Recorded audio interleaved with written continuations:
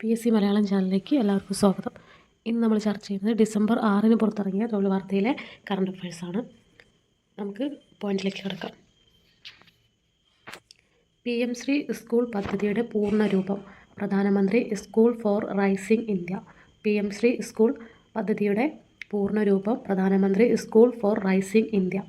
2022 September 7 PM Shri പദ്ധതി കേന്ദ്ര സർക്കാർ അവതരിപ്പിച്ചത്. അപ്പോൾ 2022 സെപ്റ്റംബർ 7 PM ശ്രീ പദ്ധതി കേന്ദ്ര സർക്കാർ അവതരിപ്പിച്ചത്.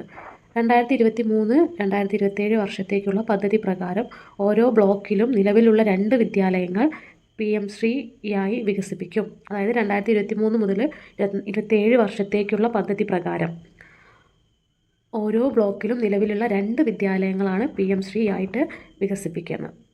ഒരു വിദ്യാലയത്തിന് ശരാശരി 1.13 കോടി രൂപ നൽകും. കേന്ദ്ര സംസ്ഥാന വിഹിതം 60:40 എന്ന അനുപാതത്തിലാണ് കേട്ടോ. 14,500 സർക്കാർ സ്കൂളുകളെ മാതൃകാ സ്ഥാപനങ്ങളാക്കാൻ 27,000 കോടി രൂപ വകയിരുത്തിയിട്ടുണ്ട്.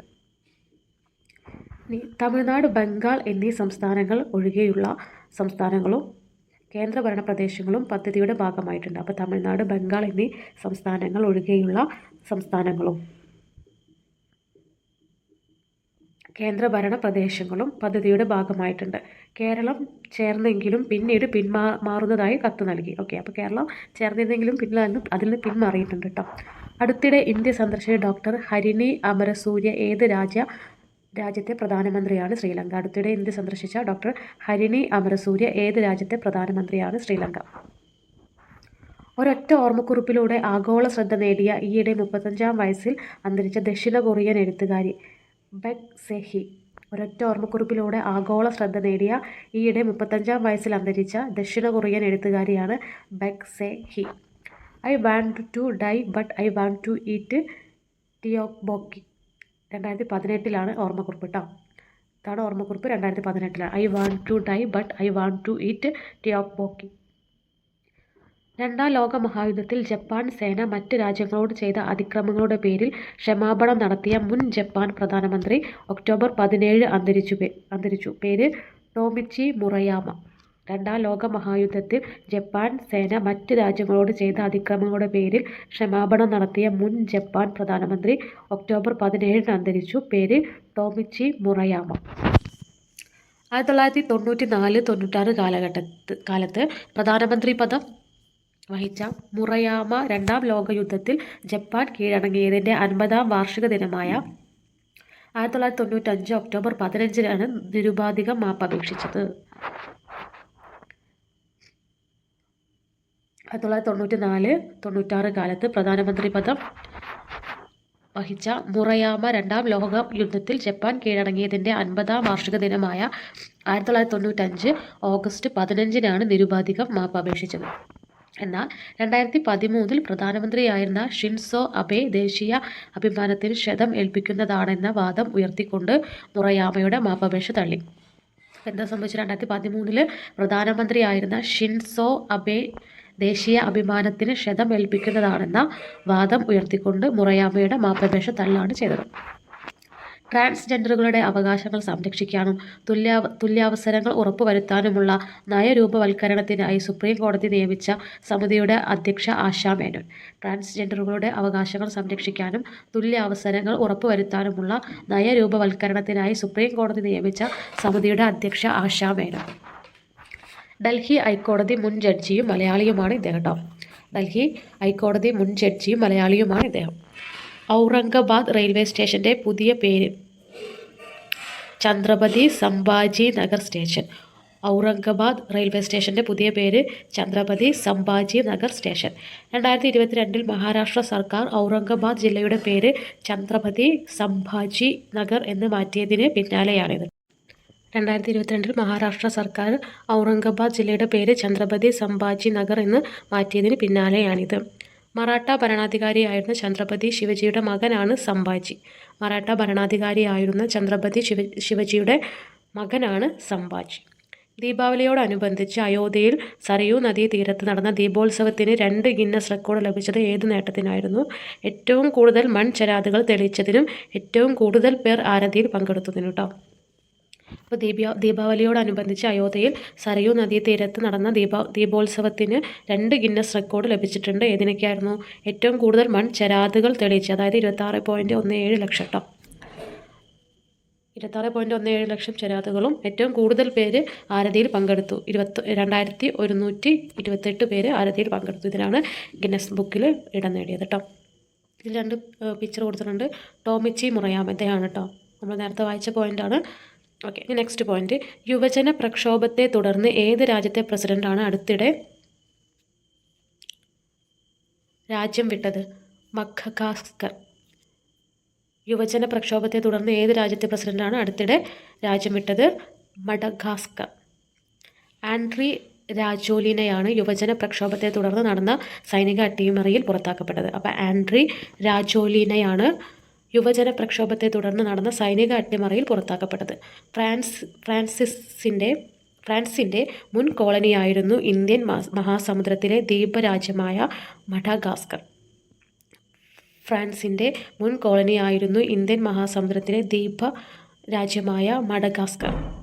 ലണ്ടൻ ബുക്ക് ഓഫ് വേൾഡ് റെക്കോർഡിൽ ഇടം പിടിച്ച കർണാടക സർക്കാരിൻ്റെ പദ്ധതിയാണ് Shakti. London book of world റെക്കോർഡിൽ ഇടം പിടിച്ച കർണാടക സർക്കാരിൻ്റെ പദ്ധതിയാണ് ശക്തി. കൂടുതൽ വനിതകൾ സൗജന്യമായി ബസ് യാത്ര നടത്തിയതിനുള്ള ലോക റെക്കോർഡാണ് പദ്ധതി സ്വന്തമാക്കിയത് കേട്ടോ.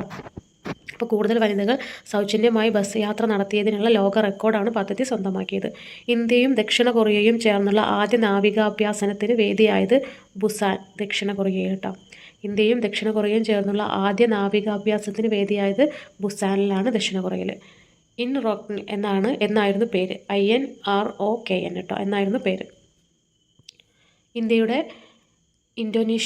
ഇന്ത്യയും ഇന്തോനേഷ്യയും ചേർന്ന് വിശാഖപട്ടണത്തിൽ നടത്തിയ നാവികാഭ്യാസമാണ് സമുദ്രശക്തി. 5ാം എഡിഷനാണ്. ഇന്ത്യയും ഇന്തോനേഷ്യയും ചേർന്ന് വിശാഖപട്ടണത്ത് നടത്തിയ നാവികാഭ്യാസമാണ് സമുദ്രശക്തി. ഒളിമ്പിക്സ് മാതൃകയിൽ സംഘടിപ്പിച്ച 2ാമത് സംസ്ഥാന സ്കൂൾ കായികമേള നടന്നത് തിരുവനന്തപുരം. ഒളിമ്പിക്സ് മാതൃകയിൽ സംഘടിപ്പിച്ച 2ാമത് സംസ്ഥാന സ്കൂൾ കായികമേള നടന്നത് തിരുവനന്തപുരത്ത് വെച്ചാണ് കേട്ടോ. ആദ്യമായി മേളയിൽ കളരിപ്പയറ്റ് മത്സരം ഉൾപ്പെടുത്തിയിരുന്നു കേട്ടോ. അപ്പോൾ ആദ്യമായിട്ടാണ് മേളയിൽ കളരിപ്പയറ്റ് മത്സരം ഉൾപ്പെടുത്തിയിരുന്നത് കേട്ടോ. തിരുവനന്തപുരം ജില്ല ചാമ്പ്യൻ പട്ടവും സ്വർണ്ണക്കപ്പും നേടി. തൃശ്ശൂർ 2ാം സ്ഥാനവും കരസ്ഥമാക്കി. അപ്പോൾ കായികമേളയിൽ തിരുവനന്തപുരം ജില്ലയാണ് ചാമ്പ്യന്മാരായത്.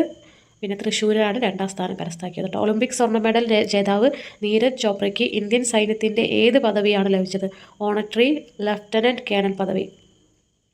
ഒളിമ്പിക് സ്വർണ്ണ മെഡൽ ജേതാവ് നീരജ് ചോപ്രയ്ക്ക് ഇന്ത്യൻ സൈന്യത്തിൻ്റെ ഏത് പദവിയാണ് ലഭിച്ചത്?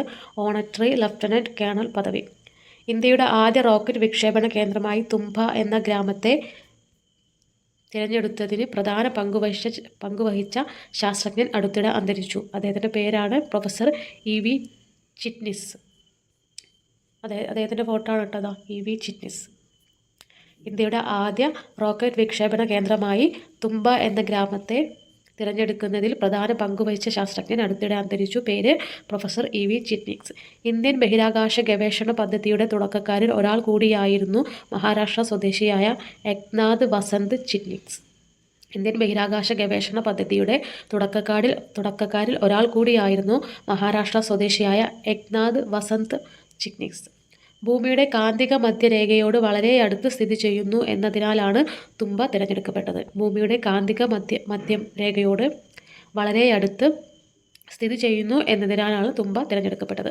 1963 നവംബർ 21 നൈക്കി അപ്പാച്ചെ എന്ന ഇന്ത്യയുടെ ആദ്യത്തെ സൗണ്ടിംഗ് റോക്കറ്റിൻ്റെ വിക്ഷേപണത്തിലും അദ്ദേഹം പ്രധാന പങ്കുവച്ചു. 1963 നവംബർ 21 നൈക്കി അപ്പാച്ചെ എന്ന ഇന്ത്യയുടെ ആദ്യത്തെ സൗണ്ടിംഗ് റോക്കറ്റിൻ്റെ വിക്ഷേപണത്തിലും അദ്ദേഹം പ്രധാന പങ്കുവച്ചു. മുൻ രാഷ്ട്രപതി KR നാരായണൻ്റെ പ്രതിമ കേരളത്തിൽ എവിടെയാണ് രാഷ്ട്രപതി ദ്രൗപദി മുർമു ഈയിടെ അനാച്ഛാദനം ചെയ്തത്? തിരുവനന്തപുരം രാജ്ഭവനിൽ. മുൻ രാഷ്ട്രപതി KR നാരായണൻ്റെ പ്രതിമ കേരളത്തിൽ എവിടെയാണ് രാഷ്ട്രപതി ദ്രൗപദി മുർമു ഈയിടെ അനാച്ഛാദനം ചെയ്തത്? തിരുവനന്തപുരം രാജ്ഭവനിൽ. ഒക്ടോബർ 24 അന്തരിച്ച പീയൂഷ് പാണ്ഡെ ഏത് നിലയിൽ അറിയപ്പെട്ട വ്യക്തിയാണ്? പരസ്യരംഗത്തെ കലാകാരൻ. ഒക്ടോബർ 24 അന്തരിച്ച പീയൂഷ് പാണ്ഡെ ഏത് നിലയിൽ അറിയപ്പെട്ട വ്യക്തിയാണ്?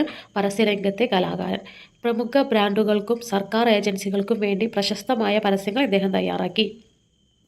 1988 രാജീവ് ഗാന്ധി പ്രധാനമന്ത്രിയായിരിക്കെ ദേശീയോദ്ഗ്രഥനം പ്രോത്സാഹിപ്പിക്കുന്നതിനായി ദൂരദർശൻ തയ്യാറാക്കിയ മിലേ സുർ മേരാ തുമാര എന്ന വീഡിയോ ആൽബത്തിന് വേണ്ടി വരികൾ രചിച്ചിട്ടുണ്ട് ഇദ്ദേഹം.